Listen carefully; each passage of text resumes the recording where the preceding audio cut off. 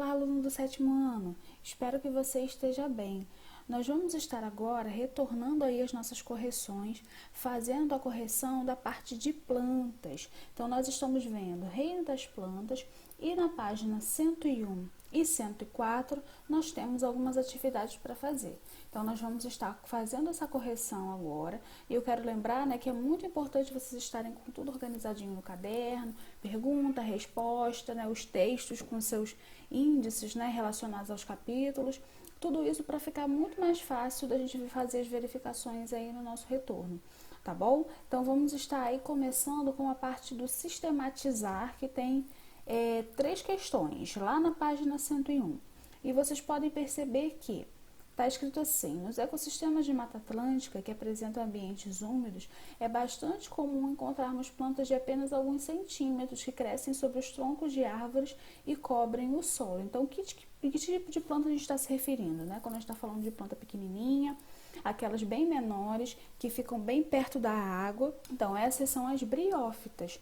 Esse grupo é um grupo de planta que necessita estar muito próximo da água, né? Porque elas são avasculares, não têm vasos condutores de seiva.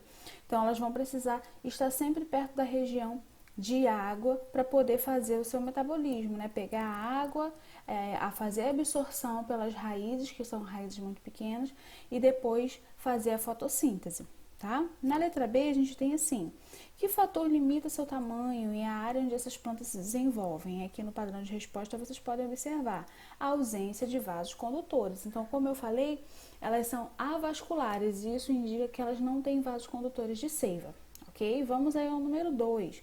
Quais são as principais características evolutivas verificadas nas gimnospermas? Lembrem que as gimnospermas são o terceiro grupo, né? Primeiro eu tenho briófitas, depois pteridófitas. Gimnospermas vem como terceiro grupo. Então, comparando ela com as duas anteriores, quais são as características evolutivas? Aí vocês vão perceber que essas plantas produzem grãos de pólen e também sementes, coisas que a pteridófita, um grupo atrás, não fazia, tá? Então, grãos de pólen e semente. Número 3. Quais fatores foram responsáveis pelo sucesso adaptativo da angiosperma? Assiste pelo menos 2 desses fatores. É importante lembrar que angiosperma é o último grupo, né? É o mais evoluído. E por que ela é mais evoluída, professora? Justamente porque ela tem todos os órgãos vegetais. Ué, peraí, órgão vegetal é órgão vegetal da planta, folha, raiz, caule, flor, fruto e semente. Então, as angiospermas têm todos esses órgãos vegetais, elas são as mais evoluídas. Mas o que a questão quer saber é qual fator foi responsável. Então, o principal fator responsável é a independência da água. Então, ela é um tipo de planta, gente, que não precisa estar muito perto de rio, né, assim, ao lado, muito perto de nascentes de água para poder estar realizando todo o seu processo de fotossíntese. Na verdade, ela tem uma raiz muito profunda que vai fazer essa absorção. E depois disso, essa independência de água também vai ser ótima para fecundação. Então, a semente dessa planta não vai precisar, né, estar também muito próxima à água, pelo contrário. A semente tem reserva nutritiva e essa reserva nutritiva vai poder fazer toda a germinação. Então, esse aí é um dos principais fatores. Vamos aí agora à parte do refletir. Na parte do refletir, nós temos uma questão, né, que a gente vai pensar um pouquinho sobre como a gente pode resolver. Então, vamos lá. Presença marcante na jardinagem nos anos 80, as samambaias estão de volta. Samambaias são pteridófitas. Arquitetos, decoradores e paisagistas abrem cada vez mais espaço para elas nos seus projetos e transformam o cantinho verde em verdadeiras microflorestas. Isso é muito feito dentro das residências. Então, o que a gente quer saber nessa questão? Busque e registre informações de como cultivá-las. Então, o processo de cultivo da samambaia tem tudo a ver com o ambiente, né? Então, o lugar precisa ser bem arejado, precisa ser iluminado, né? Porque é uma planta, precisa fazer a fotossíntese.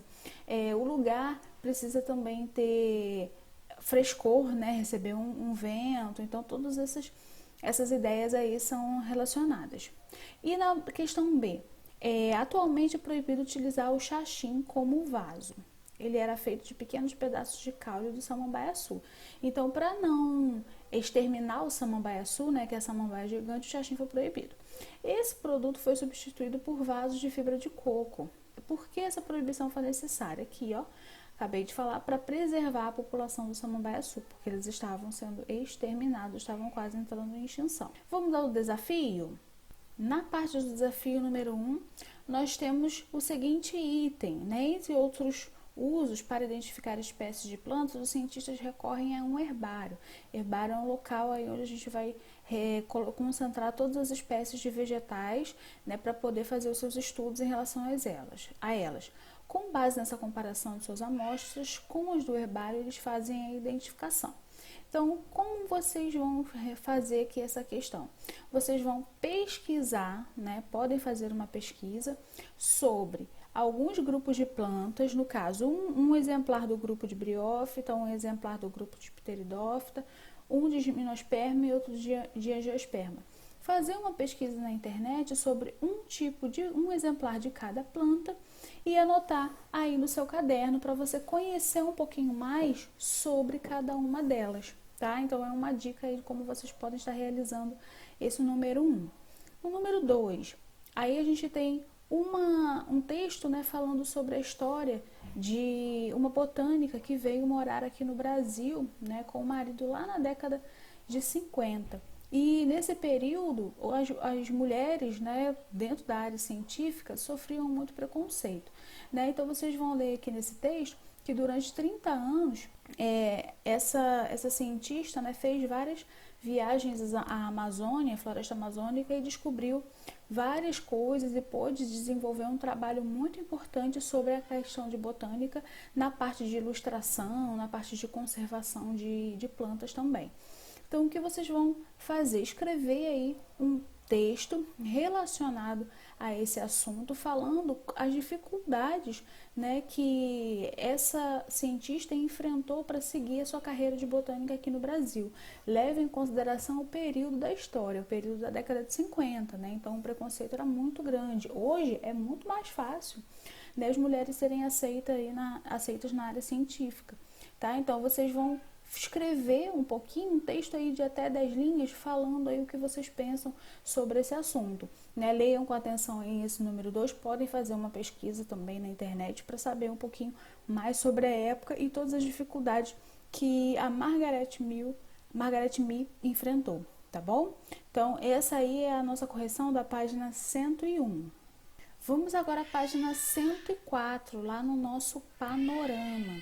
Esse panorama, ele vai falar um pouquinho sobre a questão anterior, o assunto anterior, né, que nós estávamos vendo, o reino dos animais, a parte de invertebrado e a parte de vertebrado. Então, é como se ele fosse uma revisão de tudo aí que nós vimos na parte anterior, falando sobre os animais.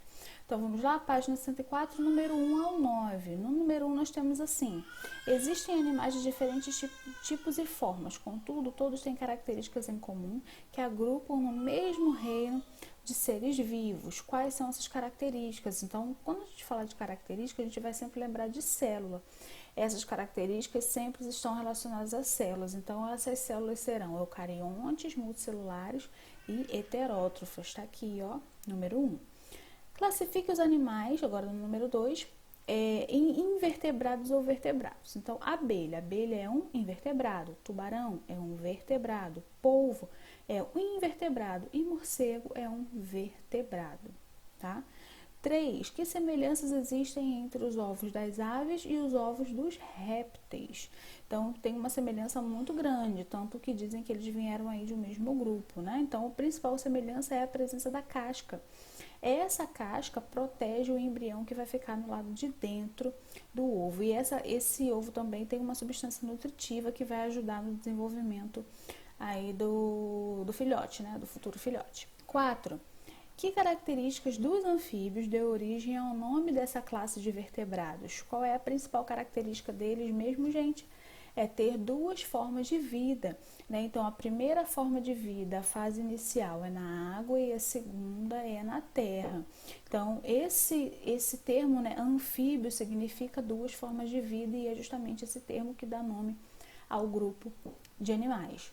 Número 5, considerando aspectos biológico e evolutivo, responda. Quem nasceu primeiro, o ovo ou a galinha? Pergunta aí tão intrigante, né? Tão famosa aí no meio científico. Então, o ovo, porque as aves descendem dos répteis que também põem ovos. Então, primeiro grupo de réptil a pôr ovo e depois a partir dele vem um grupo de aves. Então, como a galinha é uma ave, quem vai vir primeiro do que ela então é o ovo, ok?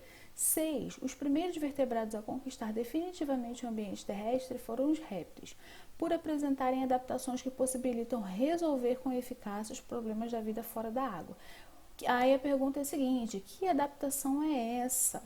E está relacionada ao tipo de ovo nessa classe de animais. Então aqui, ó, qual está relacionado ao tipo de ovo? É o ovo com casca, que fornece proteção e alimento para o embrião. Essa aí é a principal adaptação do grupo dos répteis. Número 7. Os pelos estão ausentes ou reduzidos nos mamíferos aquáticos, como os cetáceos. Os cetáceos são os grupos de golfinhos, baleias, tá? Todos os mamíferos que nadam. Explique por que isso é vantajoso para esses animais. Então, o corpo deles ser liso, né, sem pelos, favorece muito a questão do nado, né? Então, ele se desloca na água com mais facilidade. 8. Um estudante precisa selecionar imagens de vertebrados para um trabalho escolar. Ajude-o indicando na lista a seguir quais animais podem ser utilizados nessa tarefa. Escreva as alternativas no seu caderno. É muito importante lembrar disso. É bom sempre estar tudo escrito lá no caderno para ajudar vocês a estudarem melhor. Daí também a gente fazer as verificações aí no nosso retorno. Então vamos lá. Quem dessa lista é vertebrado? Então eu vou colocar aqui como vertebrado. A sardinha, vertebrado. Planária não é. Estrela do mar não é. Galinha é um vertebrado, então alternativa D. Abelha não é. Minhoca não é. G, o porco é um vertebrado também. Rã é vertebrado. Macaco é vertebrado. Água-viva não é vertebrado. Jabuti é vertebrado. Então, quais são aqui as minhas alternativas? A, D, G, H, I e a letra K, ok? Número 9, para a gente finalizar aí essa página 104. Acredita-se que os protistas aquáticos, né, protistas, são as algas, sejam os ancestrais tanto de algas verdes como das plantas. Que características foram desenvolvidas no processo de evolução das plantas para que pudessem habitar o meio terrestre? Então, o que aconteceu, né, nesse período aí de adaptação para que as plantas, né, pudessem aí conquistar o meio terrestre? Na verdade, é a necessidade de captar a água do solo. Então, as plantas desenvolveram raízes que vão fazer com que elas consigam retirar a água do solo e não ter aquela necessidade de estar aí muito próximo da água, né, dentro da água, para poder ter aí todo esse nutriente disponível, tá bom? Então, essa aí é a principal característica. Finalizamos aqui então, gente, a página 104, esse exercício aí relacionado ao tema de reino das plantas e também o panorama, né? Continue estudando, continue se dedicando aí nesse estudo online. Lembrem que é muito importante, porque à medida que vocês estão estudando, vocês estão sempre adquirindo mais informação, conhecimento. Isso é muito importante aí para a vida de vocês, tá? Nada está sendo perdido aí durante esse período. Tá bom, gente? Então, um ótimo estudo para vocês. Até os nossos próximos vídeos. Tchau, tchau!